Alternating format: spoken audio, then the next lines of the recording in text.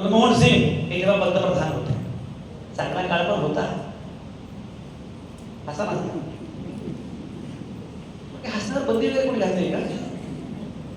Doctor Manmohan Singh हे जेव्हा पंतप्रधान होते आणि बराक ओबामा आले, बराक ओबामा आणि मनमोहन सिंग हे दोघंही एकदम जवळचे मित्र, कारण दोघे स्कॉलर, दोघांकडे भरपूर डिग्र्या आणि सगळ्या डिग्र्या खऱ्या. बरोबर आहे की नाही? मनमोहन सिंग यांना ओबामा भेटले आणि ओबामांनी मनमोहन सिंगांना एक पुस्तक प्रेझेंट केलं. तेव्हाचे पंतप्रधान पुस्तकं वाचायचे, पुस्तक प्रेझेंट. त्या पुस्तकावर ओबामांनी एक वाक्य लिहिलं. ते वाक्य काय होतं? इंग्रजीत वाक्य होतं. ते वाक्य असं होतं, from the oldest democracy to the largest democracy.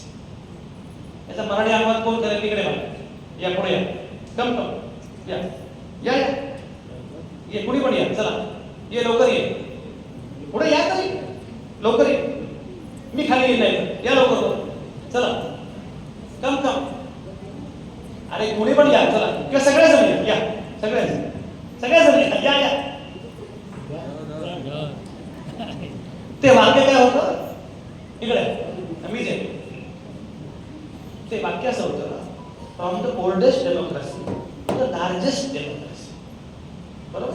सांग मराठीत सांग.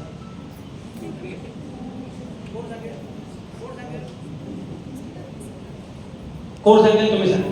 From the oldest democracy to the largest democracy. वा वा वा, तुमचं नाव काय? Very nice Suvarna. या वाक्याचा अर्थ असा की जगातल्या सगळ्यात प्राचीन जुन्या लोकशाहीकडून जगातल्या सगळ्यात मोठ्या लोकशाहीला सप्रेम भेटतं, असं ते वाक्य होतं. प्राचीन लोकशाही कुठली? जुनी लोकशाही कुठली? अमेरिका. आणि सगळ्यात मोठी लोकशाही कुठली? तर सीताराम येचुरी नावाचे कम्युनिस्ट नेते आहेत, कॉम्रेड वारले होते, कॉम्रेड सीताराम येचुरी. सीताराम येचुरींनी ते वाक्य बघितलं आणि येचुरी म्हणाले, तू लिहिलंय की जगातल्या सगळ्यात जुन्या लोकशाहीकडून जगातल्या सगळ्यात मोठ्या लोकशाहीला सप्रेम भेट, पण अमेरिका ही जुनी लोकशाही पण नाही आणि अमेरिका ही मोठी लोकशाही पण नाही. बरेच लोक म्हणाले, असं कसं? 1776 मध्ये आमच्या देशात लोकशाही आली आणि तुमच्या देशामध्ये 1950 ला लोकशाही आली. तेव्हा येचुरी म्हणाले, हे खरं आहे की आमच्या देशामध्ये 1950 ला लोकशाही आली, तुमच्या देशामध्ये 1776 ला आली, पण 1965 पर्यंत तुमच्या देशामध्ये कृष्णवर्णीयांना मताचा अधिकार नव्हता. माझ्या देशात मात्र प्रत्येकाला पहिल्या दिवसापासून मताचा अधिकार होता. हे माझं. तुम्हाला कल्पना आहे, हे सगळं करणं हे सोपं नव्हतं. प्रत्येकाला मताचा अधिकार देणं, मुळात एवढ्या मोठ्या देशाची मतदार यादी तयार करणं हे किती अवघड गोष्ट आहे. मतदार यादीमध्ये घोळ घालणं सोपं आहे, मतदार यादी तयार करणं सोपं नाही. पण ती मतदार यादी तयार केली आणि हा देश इथपर्यंत येऊन पोहोचला. तेव्हा लक्षात घ्या, तेव्हा नेहरू असं म्हणाले होते की माझा भरोसा बाकी कोणावर नाहीये, पण माझा भरोसा या देशातल्या सर्वसामान्य महिलांवर आहे. ज्या ज्या देशांमध्ये, ज्या ज्या राज्यांमध्ये क्रांती झाली, ती क्रांती प्रामुख्याने केली महिलांनी. तुम्ही ठरवलं तर तुम्ही जग बदलू शकता. तुम्ही ठरवायचे की नाही हे तुम्ही ठरवलं पाहिजे.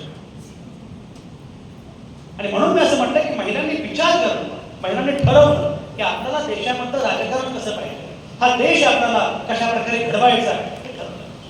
एक लक्षात घ्या, मी तुम्हाला म्हटलं दिलीप वळसे पाटील, शिवाजीराव आढळराव पाटील किंवा अजित पवार या सगळ्या नेतृत्वाबद्दल मी तुम्हाला काय सांगितलं? किती विरोधाची स्पेस. दिलीप वळसे पाटील साहेबांकडे एवढी मंत्रिपदं होती, ते गृहमंत्री होते, ऊर्जा मंत्री होते, उच्च शिक्षण मंत्री होते, बरोबर? या सगळ्या कालावधीमध्ये ते मंत्री असताना आम्ही त्यांच्यावर भरपूर टीका केली. टीका केल्यावर प्रत्येक वेळी हसत मुखानं आपण ते वाचलं पाहिजे.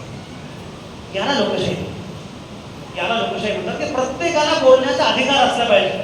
पण मजा सांगतो, पंडित नेहरू जेव्हा भारताचे पंतप्रधान झाले, तर विरोधकांना असं वाटलं, विरोधी पक्षाच्या लोकांना असं वाटलं की आता नेहरूंची लोकप्रियता हळूहळू कमी होती, पण ती वाढतच गेली.